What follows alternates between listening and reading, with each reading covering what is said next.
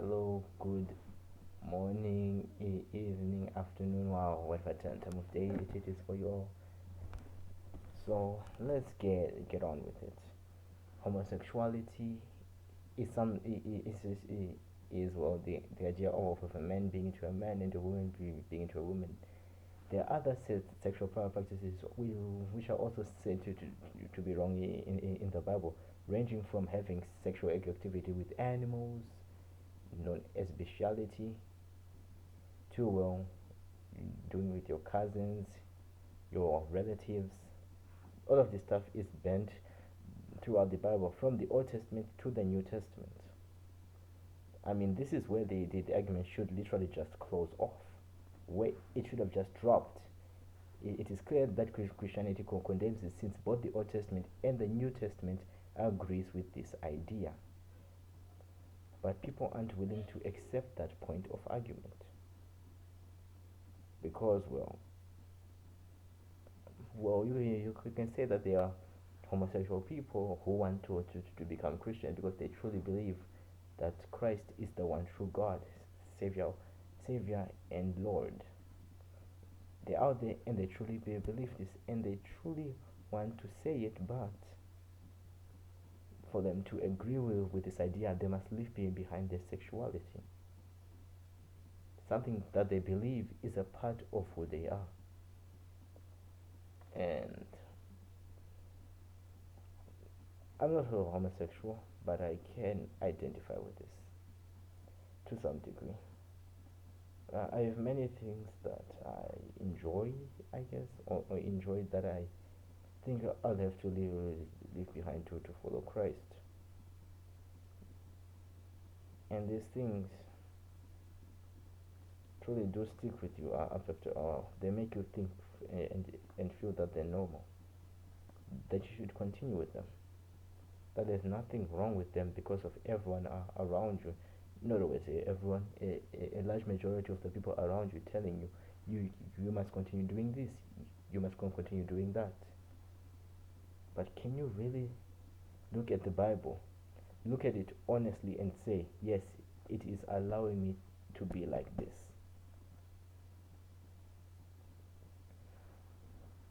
Some people would say, you're just quoting Leviticus 18. I'm also quoting Corinthians. Well, when I say that, homosexuality is prohibited. I'm quoting multiple different New Testament verses, and I'll also tell you about one where Jesus specifically says something like that. Okay, here it is. For it is from within out of it's Mark 7 verse 21 to 23. For it is from within out of a person's heart that evil thoughts come: sexual immorality, the word there being porneia, theft, murder, adultery. All these evils come from inside and defile a person. Well, first, for those of you saying it doesn't specify homosexuality, it doesn't specify any of those other things that you've said. Porneia is an umbrella term for any sexual activity which is outside of marriage. Basically, porneia is in the first century would make everything which would make everything that falls under Leviticus 18 illegal. Basically, people skip this word and it completely loses meaning because of translation. The translation just makes it look like sexual immorality, but the actual word porneia means any sexual act which is against the declaration in Leviticus 18. And in Leviticus 18 covers everything from same-sex relationships to, things like relationships between family members of any kind, between your aunts, your uncles, your fathers, your mothers, your stepsisters, your stepfathers, your stepmothers, your stepdaughters, whatever it is, your granddaughters, your grandmothers. It covers the whole bunch, and it also covers sexual intercourse with animals and even homosexuality. The very definition of that word falls under every single thing that is against Leviticus 18, as we would have been said by a Jew at that time. Meaning that Jesus wasn't just talking about adultery in that line, because adultery is in a completely separate thing. He wasn't just talking, it literally says here sexual immorality, theft, murder, adultery. Adultery is in its own line. This falls under any sexual activity outside of marriage, which can be done by a man or a woman, following bestiality and all of that other stuff, including homosexuality. So yes, Jesus did condemn it in the Bible, but translation kind of hides that fact, and people just skim over it. They just gloss over it. They just skip it and act like it's not there, because who's gonna go all the way to first find the Greek, read it, and understand its meaning in the first century where Jesus was born. Whether meaning was directly anything which is outside of the covenant of marriage, and anything which is specifically banned in Leviticus 18. That is what porneia is. Everything which isn't in Leviticus 18. So yes, homosexuality was condemned by Jesus. People just act like he never said anything, because if he did, then why would people abandon it? Why would people that want to be Christian have to leave it behind if Jesus himself never said anything? It's clearly there, but no one will ever accept that. So enough of all of this, well, pointing out that Jesus clearly was against homosexuality. Let's just get the message finally here. You see, well, all I'm trying to point out is this. I understand that you don't want to leave something behind. As a person that is sinned by myself, I can tell you there's some things that even I didn't want to leave behind, but I knew I had to. I was homosexuality, or I wasn't homosexual or anything like that, but there are many wrong things that I've done, and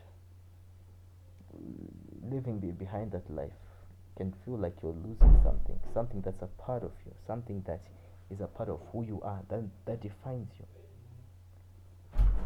and that hurts.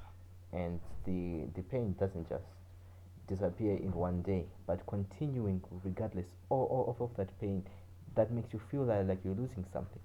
That is how you show your true devotion to Christ. So also stay safe, guys, and remember, I too have struggled and am struggling with letting go of something. And I'm telling you this because some people will only ever listen to someone that can understand what they're going through. So I'm making it clear that I myself have things that I'm going through, so that you can know that it is safe to listen to me. There are many Christians out there that have talked about, well, going through similar situations. If you're having such trouble, you can just, well, search them up. I'll give you a few names so that you know where to go for help. Give me a second, real quick. Anyway, finding think of specific names would be kind of hard, but there are a whole bunch of people that claim that online. So just type it on Google and you'll find them. It's just as simple. Matter of fact, I typed something on Google and I found a few. I think they should work for your help. People like this would be.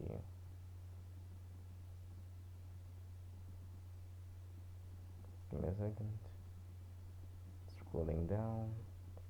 There's Beckett Cook, Jakey Hill Perry, Rosaria Butterfield,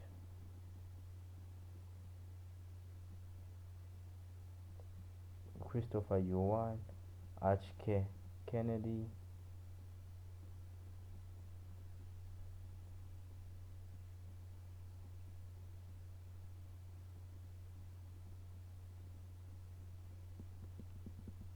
Mm.